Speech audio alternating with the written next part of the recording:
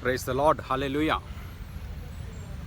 We see in the 2 Corinthians chapter 12, verse 7 onwards, when we read, Paul was praying, Apostle Paul was praying that this thorn in his flesh be removed.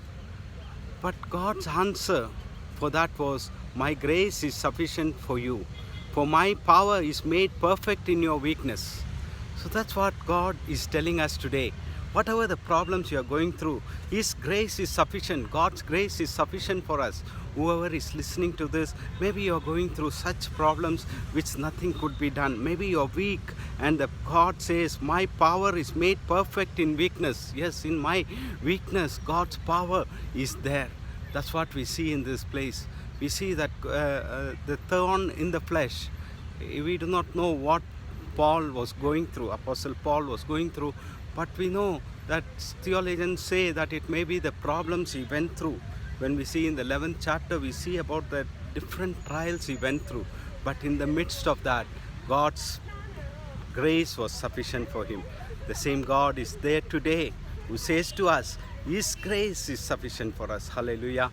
Now, grace means undeserved favor.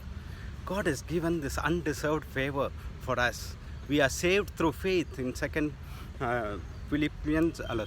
Ephesians 2:8. We see that. Yes, we have been saved by grace. Today, I want to tell you that grace is sufficient for us. A person was telling me a story or an incident which happened. It will help us to know what the grace is. There was a big party in a 5-star hotel in the Bangalore city, and many people who are called for this party could not come for this party. So what they did, so much of food was remaining. So one of the person who was there in this party said, what are you going to do with this food which has so much is remaining? He said, we are going to waste it, we are going to throw it off. Then he said, please give it to me, I'll take it. And he took it to a slum, and it was late, but he started to distribute that food, and many people came in that place and ate that food. You know, that food was not deserved by them. It was not paid by them. They were not called for this food, but they got it. In the same way, God gives us the grace. Whatever the problems we are facing through, we know His grace is sufficient for us. Let's look to God. Maybe like Paul, you are saying, how long will I suffer like this?